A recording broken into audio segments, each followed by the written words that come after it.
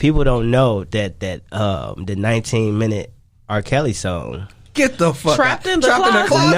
No. When he confessed he had dyslexia. That I admit. Yeah. Oh. Yeah, I co-wrote that.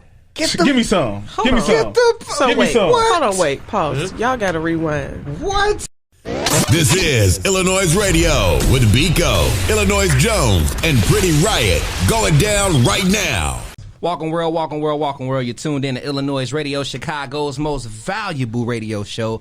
I'm your host, Biko, alongside Pretty Riot and iLLANOiZE Jones. And as always, we bring you all the illest guests from around the city and globe. And today, we got the homie Neil Gang in the building. Yo, good work, gang.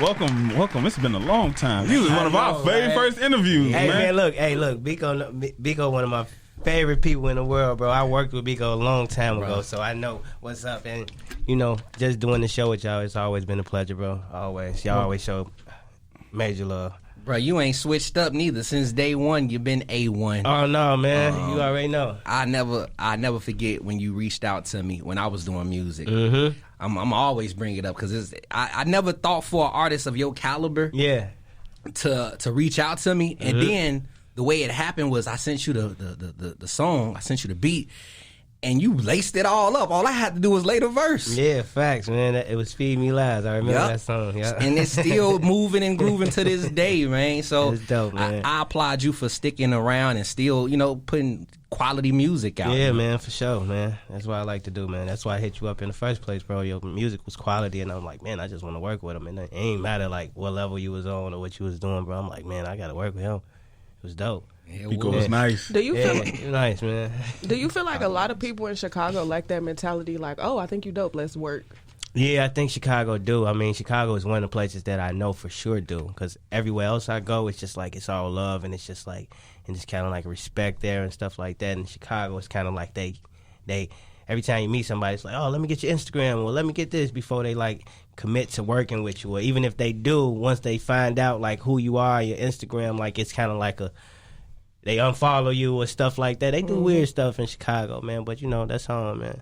Do you feel like that's strictly political, or do you think that's like a Chicagoan thing? Because, like, I always say, like, people from Chicago get PTSD. That's why I don't trust people. So do you feel like that's limited to the industry, or do you think that's how just Chicagoans move? No, I don't want to just blame Chicago for it, because I feel like it's, I definitely feel like it's other places too. But I feel like, we heavy on it. You know what I'm saying? We like to kind of like know who we dealing with and stuff like that. We just kind of like that. I mean, Chicago, Hollywood. You know what I'm saying? You got to screen. I think it is a screen thing. Now you got to see who you follow, who you interact with before we even lock in together. You might be working with the ops. Exactly. But that's what I meant by, is it a Chicago thing? Like, because of how, I don't want to bring gang violence and shit into it. But the structure. But just because of how the streets is and like how we maneuver, like, do you feel like it's more of a politic thing, or it's just like, it's Chicago because of how we move as individuals? Yeah, I mean, I could put it on Chicago too, and I feel like, you know what I'm saying, because it's kind of like that. Even though we don't want to put the gang in it, it's still in there. Because if you work with the ops, if you cool with my ops, now I can't work with you. Yeah, that's how they put it. Like, you know what I'm saying. Even if you try to stay like mutual, like they still kind of like, you know what I'm saying. It's kind of like they still kind of put you in there. I'm grateful to have like not be put on any side and able to just stay mutual. And there's only a few of us that can do that, and so I'm grateful to be one of those that can do that. And your name is Neil Gang. For you to do, be a positive person, a positive figure, and know what you stand for, and then keep gang on the end of your name, and then highlight it in a great way. I feel like that's dope as well. Yeah, and that's what my album is actually gonna be called I'm Gang. So it's kind of like, it's just kind of like showing the different styles of music that I do. So it's kind of like they give it a play on that. I don't know why, Neil, but I thought you was a rapper. I don't know. He always had the image of a rapper, right? Honestly, I thought it was a group for a long time. The first iLLANOiZE show, I thought it was a group because I had to present it to the stage. And I was like, it's only one nigga. Like, where the rest of them at? I swear I thought it was like my partner and them. I was like, oh, these little niggas finna get turned in here. And they from the west side. And then there's just one guy. I was like, oh, it's just him. Hey, you know what? The crazy part is how I got the gang at the end of the name, because my name was just Neil at first, of course. And then just like for business purposes, I couldn't just use Neil. So I had to put something on the end of it. And my homie just always be like, gang, gang, gang. They always used to call me that. Matter of fact, Donnie D, he another out west rapper, and he always used to say gang, and that's how it just got gang. I'm like, Neil Gang. I'm just going with Neil Gang. Yeah. Neil Gang, check it out, bro. Yeah, sing that. He is, ladies, he'll sing your drawers off. That shit shocking shit. I said, this nigga get big. Where you get this nigga from? Yelling across the wire. Where you from? Now, speaking of West Side, you know, that's where I reside too. Where you from out west, my brother? I mean, I'm from Chicago Avenue in Laramie, so L-Town in the building. That's also the area where like D-Lo would be at. Yeah, for sure. Like a lot of I'm gonna just say, like, at that time when bopping was popping, that area was filled with a lot of dancing. Y'all had fun over there. Yeah, it was a lot of fun going over there. I was more so like, you know what I'm saying, I ain't like to stand on blocks and stuff, so I was just like cool, and like I was in the crib. Everybody know where I'm from, but like, you know what I'm saying, you gotta really know type. I wasn't really out there, but my brother was though. He mingled, he mix and mingle. You know, Link be out here, man. Wait, that's your blood brother? That's my blood brother. You said ain't nobody really they know. The one that was singing all them songs with King Louis? No. Oh. He danced. Yeah, he danced. He was in that way heavy. Like he really mingled a lot. But that's my real blood brother. Like same mama, same daddy. Did not know that. Like, I knew that y'all would, you know, always be around each other. Yeah. And he would be in a lot of your videos and doing a lot of dances to your song. Never knew that was actually blood. Yeah, that's my real brother. Yep. Shit. Never know. You never know, shawty. A lot of people say that though. They don't even be knowing, like they don't know. I mean, now that I look. Yeah.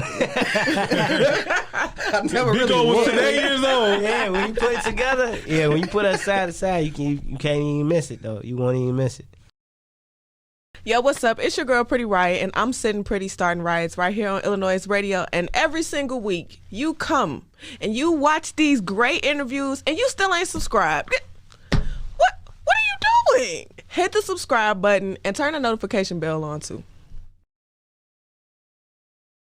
Sure. So before the break, you mentioned something that caught my attention. Mm-hmm. You said it'll happen if you push it the right way. Sure. Yeah. No, I see how that went through your head the other way. Yeah. I feel you. So considering I know that we're talking about singles, what are some things that you've learned about marketing and pushing singles that you can, like, I don't know, kind of give to advice to the people that are listening about your journey? Okay, for first thing first is when I dropped that song, I put it, before I dropped it, I released a snippet on Instagram, and the song wasn't even finished recorded. I just recorded like eight bars to the song to kind of like just do that, what I did on Instagram. And I did it, and the feedback, it was crazy. So first of all, don't post nothing on Instagram that you don't plan on dropping, because they instantly wanted it. Like as soon as I put it, I'm like, they was like, drop this now. And the response was like really one of those to where it's like, man, I want it now. So don't do that ever. Because I had to finish the song like ASAP and kind of like get it out. And it's just like after that, from there, it's just kind of like, man, just making sure you push it to the right position and make sure that it goes like and play with the song and just marketing it right to the right crowd and the people, and just stay consistent with pushing the song. Like sometimes you get tired of it as an artist, like of the song, like you gotta just stay pushing it. That's it. So when you pushing, what's the first outlet or like first thing you're pushing it to? Is it sites? Is it sites? Is it radio? It's social media, all social media marketing and just stuff like that, because that's what everything is at right now. I mean, they gotta listen to that. So everything just listen to that. If it's hot on social media, if it goes viral, then everybody's doing it. If it goes this, everybody's playing it. You know what I'm saying? If everybody's playing it in the clubs, and the radio's playing it because they have to. So everything is just going. So streets, like feed the streets, like, you know what I'm saying? And then everything else comes after that for sure. everything else too. So I kind of want to know, like, with the marketing that you have done, have you ever made like any marketing mistakes, like things you wish you would have never did? Like, what are some of the don'ts that you did in marketing that you would tell somebody else not to do? Yeah, for example, I do it all the time though. So for the first thing I said, like I said, posting stuff that I know I'm not going to drop no time soon, that's a big no-no because you have people disappointed in you. So I wouldn't do that. And like I said, just trying to kind of like push towards the industry, I wouldn't do that neither. Like, I'll feed the streets because it's kind of like playing that game, you kind of like lose a lot of money. Okay, so when you say, because I think you might have just dropped a gem. So when you say like playing towards the industry, do you mean like going after whatever trending sound? Is that what you're saying, or are you saying playing the politic game? I'm playing a politic game, like like instantly, like for example, maybe so like people just like take this and they just go take a bunch of money and they just go straight to radio with it instead of like getting the streets rocking with it first. Like, so you just like they gonna play it from that time period, and then guess what? When they done with it, they gonna be done with it, and the streets probably don't pick up on it. So guess what? After they play for what you paid for, it's over with. Instead of if you get it popping in the streets first and then go to radio, play that game. Not only do it probably be cheaper, once they start playing it, when everybody rocking with it, they doing more. Now they playing it more times than they have to. Now they doing this. When you play the politics game sometimes and you just instantly go for the politics, they give you exactly what you paid for. They give you exactly what you paid for, and that's kind of like the biggest mistake anybody can ever do. And that's mistakes that everybody make coming up because everybody want to do it the right way, and you think that's the right way, but it's kind of the wrong way because it's kind of like you get exactly what you paid for, and you never want to get exactly what you paid for. Damn, man, hearing you say that, retweet. You know, like a lot of people they say like Chicago don't have resources. You're the third largest market in the motherfucking world, so obviously there's resources here, but I think the knowledge is not being spread. And I feel like what you just shared, it also comes from people like, you know, individuals like you to give back to those that need it. You know what I'm saying? So hey, I appreciate you sharing that. Yeah, man. And that's just how you kind of like build relationships. That's too how you build relationships. Sometimes people don't even want to build relationships with you when you just like kind of just want to pay them to do certain type of stuff. Like, especially if you like not on that level yet. So it's kind of like just work and do what you could. Rock with the people that rock with you first, and then like kind of like open those doors up to make people kind of like bring it in so that you can get a better response. You always want a good response. So. And you've been saving money lately. Yeah, you know. You've been keeping money in your pocket because you went DIY. You know what I'm saying? We was kind of like chiming in off air about, you know, your music being pushed, and you was saying how like one of your singles that I'm gonna play it. Yeah, I was gonna wait till later, but it's only right we play it now. But you were speaking on how you actually did your single "Do or Die" yourself. Yeah, I did. And that's a record that landed #1 on the indie charts. Yeah, for sure. Congratulations On the real, big congratulations. My bad. I had to give them both. Yeah. For sure. Congratulations. Love, that's some big shit right there, brother. Real. Because appreciate that. Is that's not easy at all. Like, no, it's not. You're not signed to a major, if I'm not mistaken. I'm signed to an independent. Yeah. So it's like with you being under an independent label and then creating this single yourself, DIY all the way. My brother, did you even expect, you know, for that to happen? I didn't expect like #1 on the charts, to be honest with you, but I felt the song was pretty dope. I already knew the song was pretty dope, and then who mastered it was Professor. So shout out to him. He mastered it for me after I recorded it. He mixed and mastered it. So after that, I mean, I knew the song was pretty dope, but I didn't expect it to like do like #1 on the indie charts though. So that was dope. I mean, how did that impact your career? It have, because it just like at the end of the day, like the names and stuff that I was passed, it was kind of like it was dope to kind of see that, and I got to get a plaque off of it. So say the names, my brother. Let people know who some of the artists cool, you passed to hit that #1 everybody spot. Everybody that's kind of like doing that got independent deals is on the chart. So like you passed those. So you got people like Chance on there and stuff like that. He was like #7 at the time, I believe. You had other independent artists. I have to look, But it was just like probably about 2 weeks ago I went number 1 on it. Right? How does that feel? Like, what does that do for you, confident wise? You know what I mean? Like, finally, like niggas is listening. You know? What I mean? You know what? It just kind of I like to just kind of like stay humble and keep working. I do shout out my team for a lot of that. You know what I'm saying? Because they help with that. So you know, I do just give a lot of credit to them. But as myself, I kind of just kind of like push forward and kind of like, you know what I'm saying? Now they ready for what I got. Yeah, you know what I'm saying? Like, I just kind of like, I feel like that's playing the politic game. Now they see me, you know what I'm saying? That's not too much of something that, you know, other people in the streets probably proud of, but like the politics, they care about that stuff. So it's kind of like, you know, that's a salute to that. They care about them radio spins. They boy. care. Before we jump into this single, let's talk a little bit about Black Bag. If I'm not mistaken, sure. Let's do it. That's the independent label you're signed to, right? Mm-hmm. Yep. Break it down. Let the world know. What is Black Bag? What's the Black man. Bag? It's just Black Bag is an independent label from Chicago. CEO is Rob, and the COO is Will Gates, and it's dope, man. It's dope. We got 2 artists over there right now, which is myself and Momo. He's from Minnesota. And man, it's a dope team. It's a dope as we do a lot of work. We just got a compound. So the compound is really dope. We got 2 studios in there, workout room, man, meeting area, kitchen, everything is in Chicago. So you know what I'm saying? So that's pretty dope. I feel like that's one of the biggest accomplishments with the label right now, and everything is really moving smooth. And I mean, I think it's a pretty dope team that I'm on right now, and I really appreciate them, everything they do. So wait, I want to ask one quick question before we go to break, because it has to do with what you just said. So considering that you've reached such a milestone by reaching number 1 on the charts, and it sounds like you did it pretty effortlessly because you wasn't expecting it to go number 1. Yeah, I wasn't. So like, what are you gonna do next time around so that you can keep, you know, having like more milestones like that? So now you got number 1 on indie charts. Like, what's next for you, and how are you gonna get there? Oh man, just keep on dropping dope stuff, and like I said before, just staying consistent, because like you said, I wasn't expecting it. When I started off on the charts, when I made it on there, I was number 30, of course, and then I'm like, at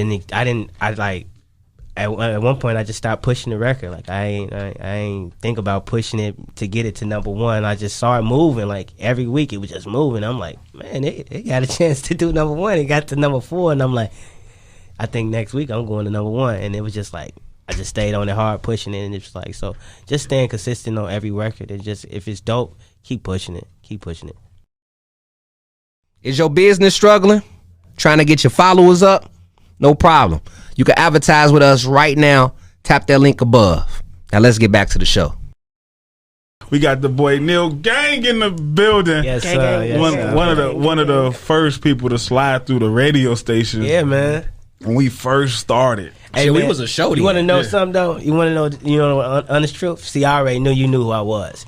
Man, when I met Illinois Jones, right? I thought he was one of the biggest critics in the world. I'm like, man, I don't know if he gonna like me, bro. He was like, man, he probably don't know enough music enough to know what I do and stuff. He was like, I seen him. I'm like, oh yeah, he on point. He gonna study, and if he don't like it, he gonna be sure to tell somebody. Like, man, I don't really like that. Oh no, dog. You thought I was one of the bitches. No, I just thought you was like, I like people like that though. Like, just really listen to music and really like pay attention to the content of music. Like, I already knew he was one of those, and it was just like one of those. I'm like, nah, because I thought it was a gang of y'all. So I'm like, I thought it was 3 of y'all too. I thought it was a whole, because this was around when I first met Neil. We was at was it Illinois Fest? I think it was. Might have been Ill Fest. It was Ill Fest. Ill Fest. It was Ill R&B. It was Ill Fest. Okay. It was Ill Fest, and I was like, shit. It was around the time everybody had a gang, a squad, and they had come up to the stage 30 deep. So I'm thinking like, and then it's out west. Out west had it at the time. Like y'all was overturned, so it was like, man. I'm like, oh, they finna go. They finna see this bitch up. And then he did his thing, and I was shocked. This nigga was singing like this nigga came in with more jewelry than anybody. This nigga came in iced out, tied it all up, had different colors. He came that bitch swaggy as hell. Man, I appreciate that, man. On the real, I was like, damn. And he held that bitch down. Oh man, I appreciate it. And ever since then, shit, we've been locked in like torn stockings. Sure. I'm like, yeah, he rock with me. I rock with him. Yeah. For sure, man. Because not only that, I used to see you outside in the strip, in the clubs. Here y'all go talking about the stripper memories. Y'all go talking about let me find out y'all really met in the script club. And y'all tried to just clean it up for Like, Illinois his spot radio. was the factory and shit. Like, Y'all tried to tie it in to Illinois, but y'all really met in front of some booty cheeks. Nah. She's clapping. You know, you always like Neil be in this. Like Neil be outside. Yeah, man. I used to be outside a lot. You know what I'm saying? Because that's how you push the music. I'm telling you, you got to see these people. Got to see your face. So I'm finna get back out here too. I've been tucked away. Can I working. ask the question? Go ahead. Okay, I don't know if it's the question. I don't know why I just said that. So, obviously, I was low key introduced to you because you was on a show. Yeah, okay. Back in the day called The Generation. Okay, yeah, I was. Okay, right. Okay, good. I ain't fucked that up. Great. Yeah, you did. So, like, how did you Transition. I don't know what words about to come out my mouth, but it was not transition. How did you transition from acting into music, and do you feel like the fans that you gained from acting kind of followed your music career? Okay, so dope. So I was doing music before I was acting. So, but I got a kind of big break from acting, and I got that big break through music.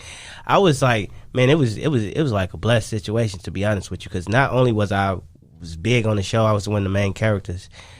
My song was the intro of the show, and so that's how my transition was like super smooth. Like the song, man, that was my first million I got on YouTube. Like, or you know what I'm saying, organically. Like those times was crazy. So it was just like, it was easy for me to transition. They was already looking for music from me. They just wasn't looking for acting. They was looking for music. Like that was, the song had more views than the show did. So it was just like, it was like easy to transition from that. Yep. So it was a easy transition. Like they was looking for music after that. So yeah. Did you ever feel like when the show, when the show stopped, did you ever feel like that may impact my career a little bit because I was growing myself from there? I don't know if I felt like it may impact my career because, like I said, like I was one of the ones that actually was blessed because there was a lot of people on the show that was doing music, but it was just like they wanted them to act. They wanted the show. Like they still want that show. Like they wanted the show. But like I said, I was able to transition smoothly because my song was still kind of, you know what I'm saying, in the show, and it was the intro, and it was like, okay, we know he do music. Everybody else was kind of like an actor, and then they started doing music. You know what I'm saying? Besides me and Kevin, they knew Kevin did music too, so it's kind of like, but in the show we try to like put it in there that we do music, but being that my song was the intro, it was kind of easy for me to transition because they already knew, like, oh yeah, he do music. And the songs would also be in scenes where like people would be in a car or something, you'll hear your song playing, or somebody's song playing from the city, which is pretty dope too. And I gotta know, Neil, if the generation started back up, or you got an acting gig, you going back into the acting field? I'm going to get back into the acting for sure. I'm already back into the acting, actually. I'm working in some stuff, but I don't think the show's going to start back up for sure. I think that's over with. What's a Netflix series that you would love to join the cast on? Man, that's a dope Or not even just Netflix, but just like any show that you would love to join the cast on. Man, that's an amazing question because I don't watch TV like that, but when I do, like I think the show that I watch is pretty dope. And I like Leverage. Wow.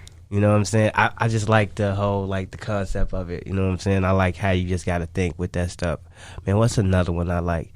I like, man, it's another show that I be watching. I don't even remember the name of it, but I would love to be in that show. Is it sci-fi? Is it what streaming drama? platform is it on? Or is it on TV? No, it's on Netflix. I was trying to stay in the Netflix range since you Okay. said Netflix. I was trying to stay in the Netflix range. I just can't remember the show right now, but Umbrella I can see Academy. you on It's gonna come to him. Yeah. Watch. It's gonna come to him about later. Top boy it is though. It is though. Man, I can't think of it right He now. thinking but too. I He thinking am. hard. He I thinking think hard. of it because I do. That was a dope question. I love that question. I love that question. At least we know you open to going ahead and pursuing that as well. I think Oh yeah, that's for gonna, sure, man. That's gonna bring you a nasty. I love it. Yeah, for sure. Not only are you big on acting and big in acting, you also do a lot of behind the scenes production as far as writing. And Oh stuff like yeah, I that, do. too. I do. You know what I mean? I do. You know what's some of the songs that we might have heard that we don't know You produced. or is that confident? No, you know what? That's No, classified information. I'm laughing because you know what I'm saying. I always shock people with this one, but it's kind of, you know what I'm saying. I don't know, like, you know what I'm saying. People may find it embarrassing, but it's actually it's one of those ones. But people don't know that the 19-minute R.Kelly song. Get the fuck Trapped out. in the closet? No. When he confessed he had dyslexia. That I admit. Yeah. Oh. Yeah, I co-wrote that. Give me some. Give me some. So Give me wait, some. hold on, wait, pause. Y'all got to rewind. What? So you talking about when R. Kelly was on the track, talking about he did everything that they said he did. You co-wrote that. So okay, but pause. I want to know because that's very interesting. Was there any hesitation to work with R. Kelly, considering that like he's been canceled? Like they talking about don't stream his music, he can't get it. Yeah, the case they at the trying to time erase was him. pending. They trying to erase his existence in a way because of what he did. So like, did you at any point think that you would receive backlash or hesitate to work with him just because of his reputation at that point? For first thing first, I never seen him do anything, and I worked with him. I worked with him for about 2.5 years. I worked with him for like 2.5 years. Another thing that I always tell people, like, I'm a God-fearing person, and I feel like, I don't feel like we are put on this world to punish people. If he did whatever he's gonna do, he's gonna be punished for it. You know what I'm saying? And I don't hold people like. I don't like, that's not my thing to judge people. Like, you know what I'm saying? Whatever he did, if he done all the things he said he done, that's extremely wrong. Like, you know what I'm saying? And we wasn't even on good terms when he went to jail. So, you know what I'm saying? But I just always stay like out of people's business because they will be punished. So I'm not going to sit here and say, man, yeah, no, he feel like, no, he's going to get punished. If he deserves to get punished, trust me, God's going to punish him. That's how it works. Like, we the people don't need to punish nobody.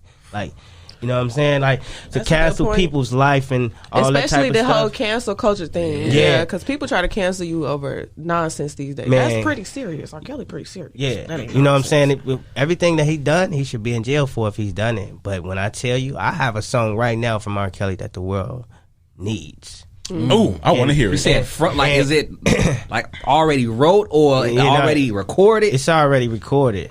And it's just like, you know what I'm saying? It kind of like...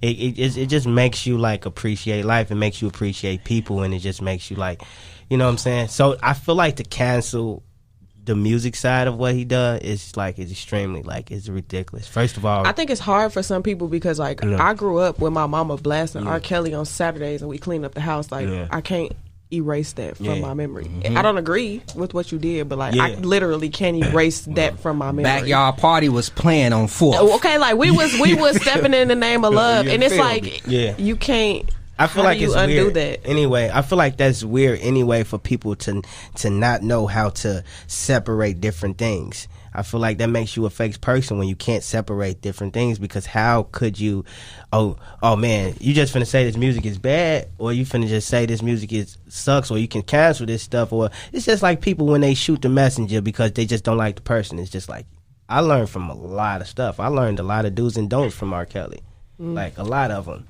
That song, he admitted to having dyslexia, right? And that song kind of not avoided a lot of his contracts he did in the past, I assume, right?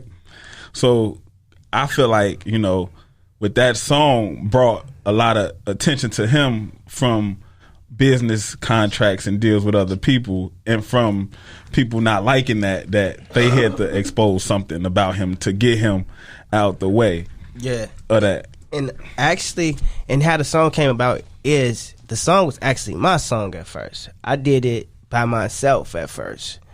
Of course, not saying everything he said. I said my version of I Admit stuff, and it was nowhere near stuff that he admitted. Yours was 9 minutes long. His was 19 minutes long. No, actually, mine was like 2 minutes long, and it was like to go from 2 minutes to 19 is crazy. He got it behind that book. Why do you have gang. 19 minutes worth of shit to admit? I'm sorry. And he said gang. Add some beat to that.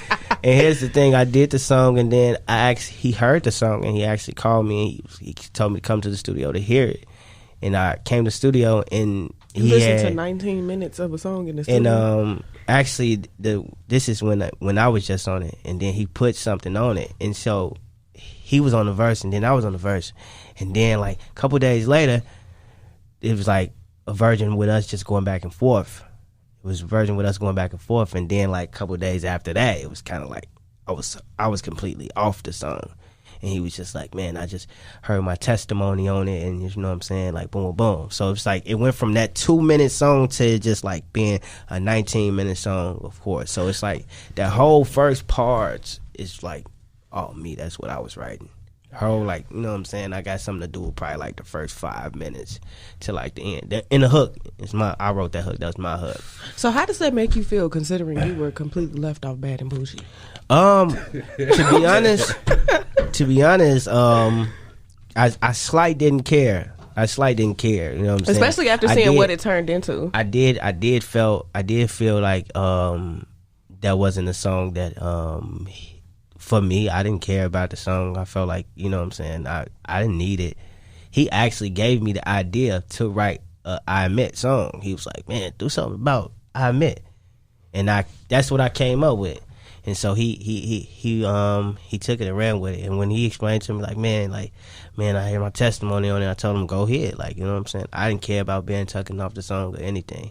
I did care about not getting credit. We got into it about that, though. I'm sure. Yeah. That's a check. Yeah, he had it on his live. He had it on his Instagram. Yeah. I think they played that on the radio too. Yeah. Like, that's a check right there. Yeah, that's what we fell out about that. And he texted me like, man, you know, it dropped in a state of emergency and stuff like that. And it's just like, it still doesn't matter. Like, you know what I'm saying? All you gotta put my shit in the distro, kid, bro.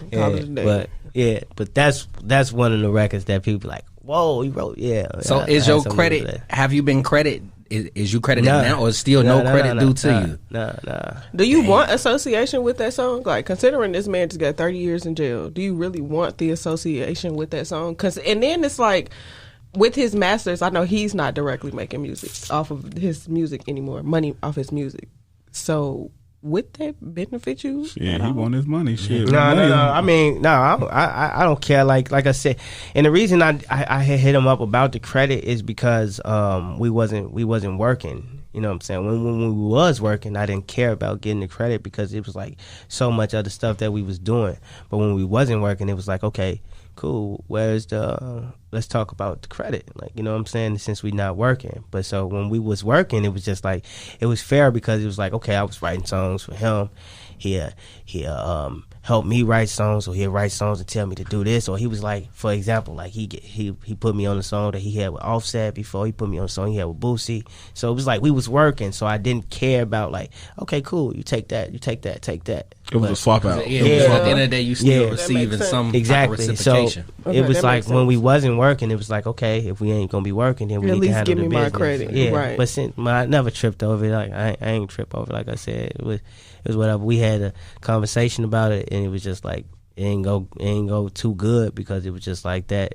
We ain't just agree, but that was it though. What was something like being in the studio with that guy, because he's a great producer, a dope writer. Like, what's something that you learned by working with him that you use every day, like as far as in the studio? One of the things I can learn about I learned musically with him is just to like never give up on the verse, or never give up on like, because sometimes it could beat you up, and just like sometimes you just move on from it. And it's just like he taught me how to like go back to songs and like never give up, because and I done made some of the best music when I do that. Like, just never, if the beat good or if the song is good, if it has potential, like always continue to work on it. Don't give up on it. Like, you know what I'm saying? Just keep fighting. Like, you know what I'm saying? Keep fighting. Sometimes it's gonna whoop you, and it's like, I gotta get it. Like, you know what I'm saying? So it just taught me that. For sure. You know what I'm saying? And just kind of like how the storytelling music too, kind of like he played a part in like that. Like, cause he just make anything rhymes. Like anything goes, and it's just like, it's really how you say it. That's the crazy part. It's really how you say it. Like even like the stuff like Backyard Party and stuff, like there's no way you making stuff rhyme like that. You know what I'm saying? He just want to make stuff rhyme and just put it in a song. He was able to do that, and I thought that was like kind of fascinating that you was able to do that. Like, oh man, I go to the refrigerator and grab a bottle of water, then I go back and sit at the table and play some dominoes. He was gonna make all of that like make sense. That's what you want to say. And then he was like, yeah, like he was gonna make all of that. And I was able to write a stepping song for him. So that's how I knew I was like, that nigga. So can you? So you can write a stepping song, but can you step? Yeah, I can step in. Yeah, you know, I think everybody could. No, well, he yeah, ain't gonna say everybody can step. You 'Cause right, I know a gonna couple say people that everybody. can. Hey, he say, hey, Neil say, hey. I knew I was a shit. I wrote a stepping song. When I wrote a real. stepping song, that he actually like re-recorded it and used it. I mean, he didn't put it out, of course, but like he used it. Like I'm like, yeah, That's beautiful because I wish stepping to come back. I need to go to a stepper set. Oh, shit, ain't going nowhere. Stepping ain't going nowhere. It's just a different age bracket. Now, as, You right? They my uncles and aunties. as we wrap things up with you, Neil, you spoke on an album to come. yeah, sure. I'm Gang. yeah. I mean, can we expect the feature from you and your cousin Cowboy on this joint, my for brother? Sure you could, for sure. We got so many records and stuff, so we gonna definitely like have something on the album for sure. I mean, what else can we expect on I'm Gang album to come? I'm not gonna say any more names on feature, but it's gonna be some more features on there for sure.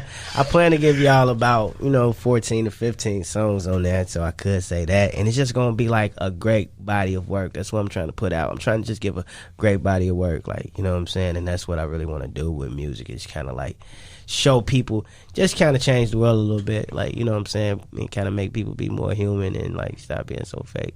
I heard through the grapevine you got 2 projects bubbling up. Yeah. Yep. Yeah, I get my resources. He looked at you like, damn, yeah, I can't even say he no. knows. Yeah, back to me. Yeah. Listen.